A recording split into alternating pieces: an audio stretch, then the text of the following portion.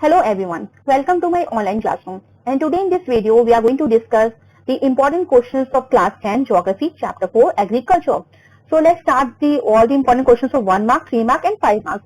So here in the worksheet 1 you will get the 1 mark questions especially. So question number 1 it is here. Name the types of farming in which crops are grown using primitive tools. So आपको उस type of farming का नाम बताना है जिसमें जो crops हम grow करते हैं प्रिमिटिव टूल्स की मदद से, जो पुराने टूल्स होते थे, हैंड टूल्स होते थे, उनकी मदद से जो हम फार्मिंग करते थे, तो उस फार्मिंग का आपको नाम बताना है. क्वेश्चन नंबर 2 है jhuming refers to what type of cultivation. ठीक है, जब हम झूमिंग कल्टीवेशन का नाम देते हैं, झूमिंग वर्ड यूज करते हैं, तो ये किस तरह के कल्टीवेशन की आपको याद दिलाता है, तो उस कल्टीवेशन का नाम आपको लिखना है.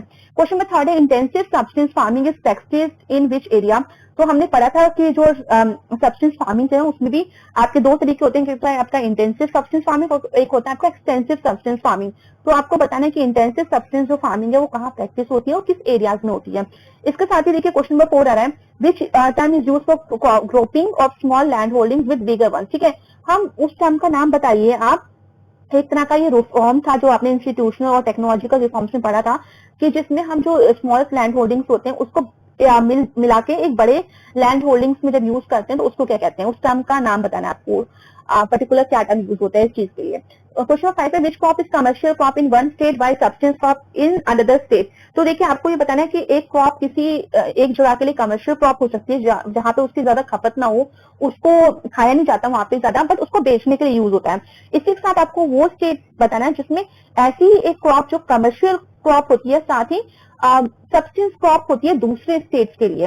मतलब उस स्टेट के लिए तो कमर्शियल क्रॉप हुई क्योंकि वहां पे इतनी खपत नहीं होती, तो उस क्रॉप को वो बेच देते हैं, पर वो किसी और स्टेट के लिए वो एक सब्सटेंस क्रॉप होती है, वहां की मेन क्रॉप होती है जिसे वो काफी खाते हैं. क्वेश्चन नंबर 6 है in this season are rabi crop sown in India. तो आपको राबी क्रॉप बताने की किस मौसम में उगाई जाती है. आई होप इसका आंसर आपको पता हो और आपको ये सारे आंसर्स आते हैं, तो आई थिंक आपकी प्रिपरेशन बहुत ही अच्छी है. साथ ही अगर आप मेरे चैनल पे न्यू हैं तो मैं आपको बताना चाहती हूँ कि इस चैनल पे आपको सारी के सारी जितने भी आपके एसएसटी से रिलेटेड जितना भी स्टडी मटेरियल चाहिए आपको, आपकी वर्कशीट हुए, आपके फ्लो चार्ट हुए, आपका एक्सप्लेनेशन हुआ है ना, तो ये सारी चीजें आपको इस चैनल पे अवेलेबल है. तो प्लीज चैनल को सब्सक्राइब कर लीजिए ताकि आपको लेटेस्ट इन्फॉर्मेशन जो भी है वो मिलती रहे. देखिए क्वेश्चन नंबर 7 है नेम एनी वन खरीफ क्रॉप. तो आपको एक खरीफ क्रॉप का नाम बताना है. क्वेश्चन नंबर 8 है in states like Assam 3 crops of paddy are grown in a year, name any 2 such crops. Very important question, तो कभी पूछा जाता है. तो पैडी क्रॉप जो असम में उगाई जाती है वो 3 वैरायटी होती है उसकी. ठीक है, तो उन 3 वैरायटीज के आपको नाम लिखने हैं. तो 3 वैरायटीज में आपको अगर 2 के भी नाम आते हैं तो आप लिख सकते हैं.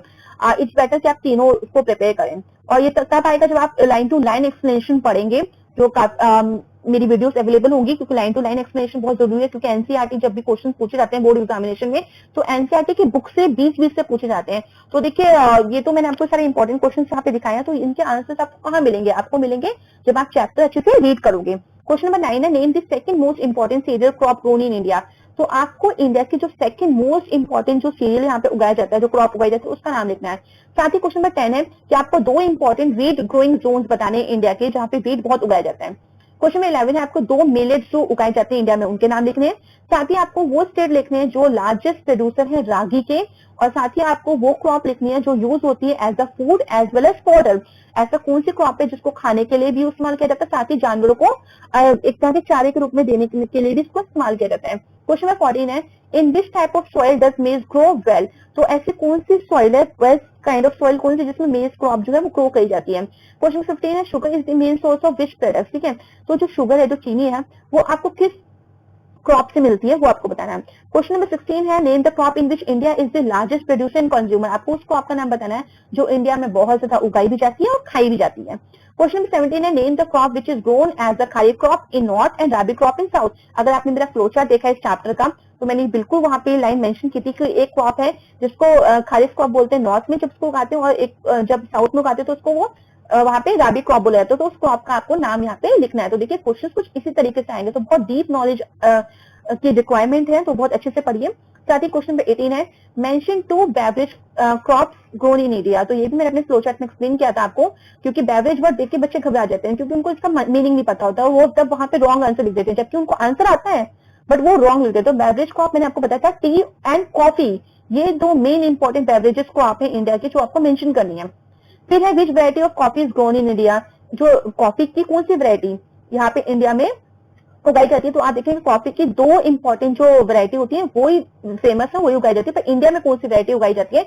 जो यमन से लेके यमन से जो 7 बीन्स लेके आया था, एक पर्सन थे, एक सेंट थे, बाबा बुदान, तो उनके वजह से यहाँ पे कॉफी स्टार्ट हुई। तो वो अरेबिका किस तरह से फेमस हुआ वैरायटी ऑफ कॉफी, तो वो आपको मेंशन करनी है। साथ ही way it was initially introduce, देखिए वही वर्ड अभी अगेन नेक्स्ट पार्ट में क्वेश्चन का कि कहाँ पे एक्चुअली ये इंट्रोड्यूस की गई है, कहाँ से। एंड नेक्स्ट क्वेश्चन है what is the rearing of silkworms called. ठीक है, ये भी मैंने आपको फ्लो चार्ट में एक्सप्लेन किया था कि रेयरिंग ऑफ सिल्कवॉर्म्स क्या, इसको क्या बोलते हैं, वो आप बताइए, उस टर्म का नाम बताइए। अगर आपको कुछ प्रॉब्लम है तो प्लीज मुझे कमेंट करिएगा अगर कोई किसी भी क्वेश्चन का आंसर आपको नहीं मिल रहा है। साथ ही क्वेश्चन में 21 में आपसे पूछा जा रहा है which fibre is called a golden fibre, किस फाइबर को जो है इंडिया से गोल्डन फाइबर भी बोला जाता है। साथ ही देखिए नेक्स्ट क्वेश्चन है what is white revolution related to. देखिए आपने काफी बार सुना होगा ग्रीन रेवोल्यूशन, अगर नहीं सुना तो उसको भी एक बार तैयार कर लीजिए और क्वेश्चन वहां से बनता है। और ये थोड़ा जनरल नॉलेज से रिलेटेड क्वेश्चन है और ऐसा क्वेश्चन है जो आप क्लास 9th से भी आया था। ठीक है, तो काफी बार ये क्वेश्चन पूछा जाता है बच्चों का कि मैम क्या 9th क्लास का जो कॉन्सेप्ट है वो भी 10th में आता है? बिल्कुल आता है। देखिए जो कॉमन चीजें हैं जैसे आपका प्राइमरी और सेकेंडरी टर्शियरी सेक्टर हो गया, आपका खादर बांगर वाला कॉन्सेप्ट हो गया, ऐसे बहुत साथी। देखिए ग्रीन रेवोल्यूशन, व्हाइट रेवोल्यूशन, ये ऐसी चीजें जो आपने क्लास 9th में ही पढ़ी थी। आपने बफर स्टॉक के बारे में पढ़ा था, फूड सिक्योरिटी में मिनिमम सपोर्ट प्राइस के बारे में पढ़ा था। तो ऐसे काफी क्वेश्चन है जो काफी रिपीट होते हैं, क्लास 10th में भी होंगे, 11th में भी होंगे, 12th में भी आएंगे इस तरह के क्वेश्चन। क्वेश्चन नंबर 23 है name any two schemes introduce by government to benefit farmers. तो आपको इसमें दो स्कीम्स का नाम बताना है गवर्नमेंट की, जो गवर्नमेंट ने स्टार्ट की थी, किसके फायदे के लिए? फार्मर्स के फायदे के लिए। क्वेश्चन नंबर 25 पूछ रहा है आपसे explain the features of 3 cropping season in India. तो 3 क्रॉपिंग सीजन है, ठीक है, राबी है, खरीफ है, जैद, उनके बारे में आपको लिखना है। इसके साथ ही क्वेश्चन नंबर 25 है right a short note on coffee cultivation in India. तो कॉफी किस तरह से उगाई जाती है इंडिया में, ज्योग्राफिकल कंडीशन क्या होती है वो आपको लिखना है। साथ ही देखिए हॉर्टिकल्चर क्रॉप जो है, फ्रूट्स और वेजिटेबल्स जो ग्रो होते हैं, उनके बारे में एक शॉर्ट नोट लिखना है। कभी कभी 3 मार्क क्वेश्चन ऐसे पूछ लिया जाता है। और what are the challenges faced by jute in India. कौन कौन से चैलेंजेस हैं जो जूट फेस करता है, जो जूट की क्रॉप है वो फेस करती है इंडिया में। ठीक है, क्यों इसकी डिमांड दिन पे दिन गिरती जा रही है, तो वो आपको इसके अकॉर्डिंग ये 3 मार्क का क्वेश्चन आपका बन जाता है। इसके साथ देखिए वर्कशीट 2 आ रही है जिसमें फर्स्ट क्वेश्चन है explain any state any 3 characteristics of primitive substance farming. ठीक है, तो आपसे स्टेट बोल सकते हैं, आपसे बोल सकते हैं एक्सप्लेन करिए, डिस्क्राइब करिए। तो 3 फीचर्स जो कैरेक्टरिस्टिक्स हैं प्रिमिटिव सब्सटेंस फार्मिंग की वो आपको लिखने हैं। तो देखिए क्वेश्चन 3 कैरेक्टरिस्टिक्स ऑफ 3 मार्क्स का आएगा और 3 पॉइंट्स में आप लिख के खत्म करोगे। क्वेश्चन नंबर 2 है what is slash and burn agriculture, explain is talent feature. तो आपसे स्पेशल शिफ्टिंग कल्टीवेशन जो झूमिंग भी बोलते हैं, मिल्पा भी बोलते हैं, रोका भी बोलते हैं डिफरेंट डिफरेंट प्लेसेस में, तो वो आपको लिखना है इसके बारे में।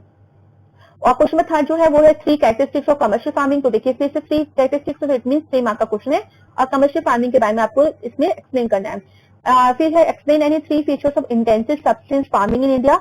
जो इंटेंसिव सब्सटेंस फार्मिंग उसके 3 फीचर्स लिखने हैं। साथ ही एक्सप्लेन करने हैं आपको features 3 cropping season in India के।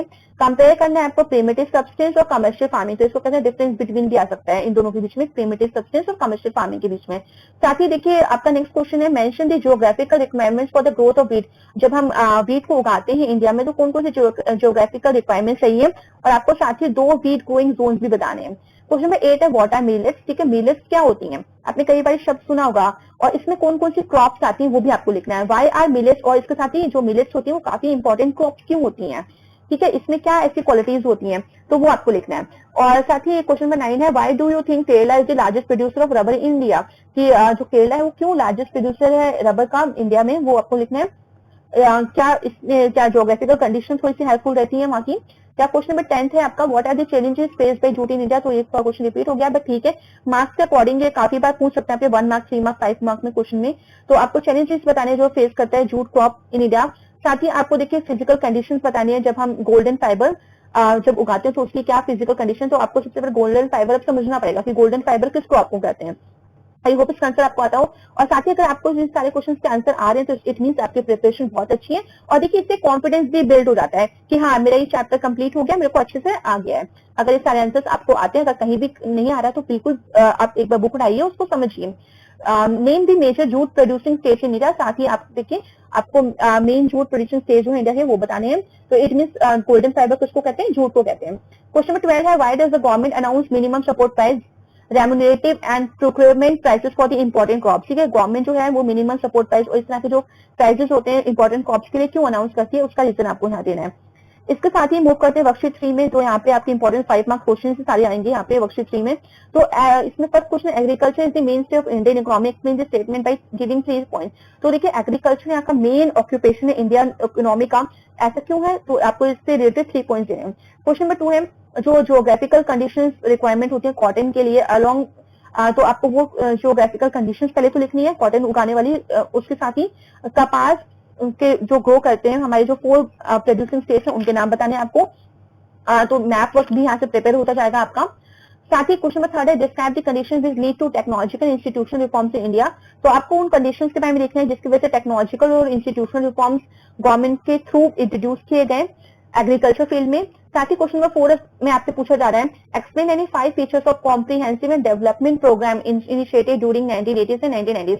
तो पहली बार जो पहला एक प्रोग्राम था जो इनिशिएट किया था, स्टार्ट किया था गवर्नमेंट ने, इसको बोलते हैं कॉम्प्रिहेंसिव लैंड डेवलपमेंट प्रोग्राम, और ये किस दौरान किस पीरियड ऑफ टाइम में किया गया था, 1980 से 1990। तो इसके 5 फीचर्स की इसमें ऐसे क्या 5 काम किए गए थे, क्या इंट्रोड्यूस किया गए थे एग्रीकल्चर रिफॉर्म्स, वो आपको मेंशन करने हैं। इसके साथ ही देखिए क्वेश्चन नंबर 5 आ रहा है describe the contribution of agriculture to the national economy. आपको कंट्रीब्यूशन बताना है एग्रीकल्चर का, जिसे हम एक एग्रीकल्चर का प्राइमरी सेक्टर में आता है, तो इसका क्या कंट्रीब्यूशन है नेशनल इकोनॉमी में, क्या जीडीपी में इसका रोल है, कितना कंट्रीब्यूशन आता है, कितने लोगों का भरण पोषण इस एग्रीकल्चर फील्ड से होता है, वो आपको एक्सप्लेन करना है। साथ ही आपका बहुत इंपॉर्टेंट क्वेश्चन आ रहा है चैप्टर से related, what are the challenges faced by the farmers today. देखिए टुडे, तो आप ये ऐसा क्वेश्चन बन जाता है जो चैप्टर से रिलेटेड भी है और नहीं भी है, ठीक है। मेरा कहने का मतलब है कि देखिए कुछ जनरल क्वेश्चंस भी आपसे बोर्ड में पूछे जाते हैं जिसका आंसर उन्हें लगता है कि बच्चा अपने तरीके से दे, जो आप समझते हो, जो आप फील करते हो देख के आज की लाइफ में, आज की सोसाइटी को देख के। तो आपको इसमें फार्मर्स के वो चैलेंजेस लिखने हैं, वो परेशानी लिखनी है जो वो दिन पर दिन रोज जब खेती करने जाता है तो वो क्या चैलेंजेस को फेस करता है लाइफ में, ठीक है, एग्रीकल्चर में।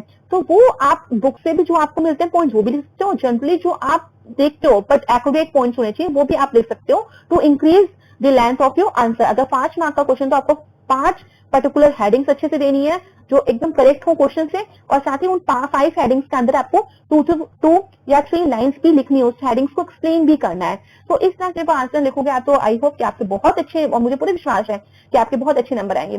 तो आई थिंक जो वर्कशीट आपके लिए काफी हेल्पफुल रहेगी और काफी सारे क्वेश्चन आपको एग्जाम में यहाँ से मिलेंगे और आपकी अच्छी प्रिपरेशन होगी जिसकी वजह से आपके काफी अच्छे मार्क्स भी आएंगे एग्जाम में।